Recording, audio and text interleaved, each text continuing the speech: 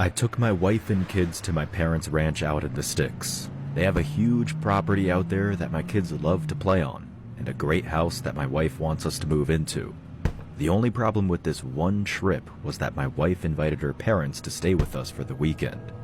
I love my wife, but I loathe her mother. It only took her a few hours to piss me off so badly I couldn't even be around anyone. I wasn't able to sleep that night either. I just kept cussing my mother-in-law out in my head. Around 4 in the morning, I decided to go for an impromptu hunt. I didn't even care about catching or shooting anything. I just wanted to avoid my in-laws for the day. I always take my gear with me to my parents' place in case I get the itch to go hunting or camping. So I loaded up, left a note from my wife, borrowed my dad's old bolt-action rifle, and headed into the woods before dawn.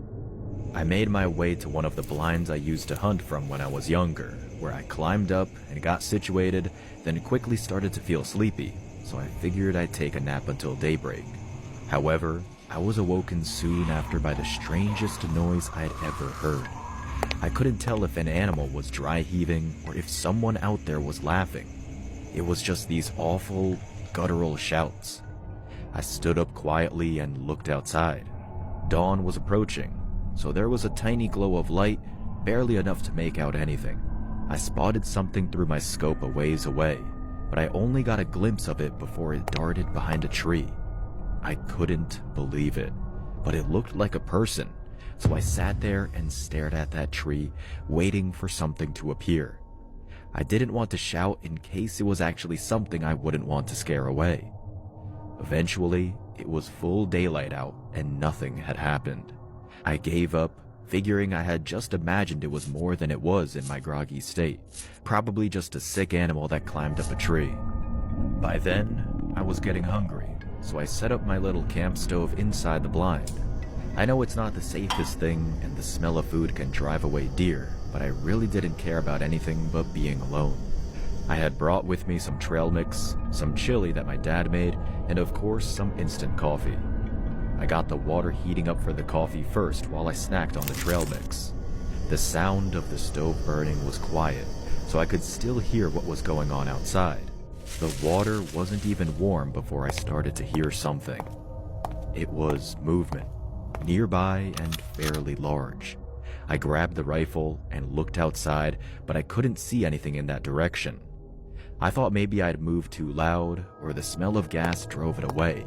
However, just a few seconds later, I heard the same noise again, even closer this time, but out the other direction. I looked over and again saw nothing. Frustrated, I lowered the rifle and stepped away from the wall, only to hear something from outside the door. I looked through, and this time there was something out there indeed, but it wasn't what I had hoped for. 30 feet away, the face of an old man was peeking out from behind a tree. He was smiling with no teeth in his mouth, just red, swollen gums. His skin was gray and greasy, and he had no hair on the top of his head but a thin gray wisp.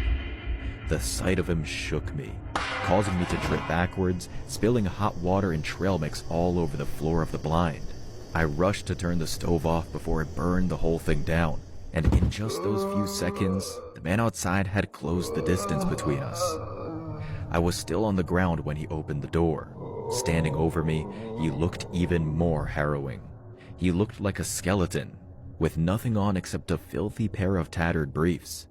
I scrambled and reached for the rifle, expecting him to come at me, but then he immediately hit the deck and started eating all the spilled trail mix. Trapped in there with him, I just crawled back into the corner with my rifle in my hands and watched him lap up every single piece and swallow it whole like a dog. I couldn't fathom what I was looking at. A human? An animal? Something else? Would it turn to eat me when it was finished? Sure enough, when all the food on the floor was gone, the man looked at me and started crawling. He was staring into my soul with his mouth open, making those same horrible grunting, heaving sounds I heard earlier. Panicking, I grabbed the container of chili sitting next to me and opened it, then quickly slid it over. The man picked it up, smelled it, then stuck his tongue out and licked across the entire surface like he was marking it. In less than a minute, the man drank the entire container and licked it clean. It was the most disgusting thing I've ever seen. When I realized he was about to demand more food and I didn't have any, I took the last opportunity while he was distracted and bolted out of the blind. I took only the rifle, letting him dig through the rest, and I ran all the way back to the ranch. I'd rather deal with my mother-in-law than find out the extent of danger I was in with that nasty freak in the woods. I told my family about it and reported it to the sheriff, but everyone seemed to kind of just laugh it off. The deputies did search the area around my parents' house, but they never found any trace of the man. To this day, I still have nightmares about him. What if I hadn't brought food? Would I have been on the menu? Does that man just live in the woods around my parents? All I know is I'm never moving back there to find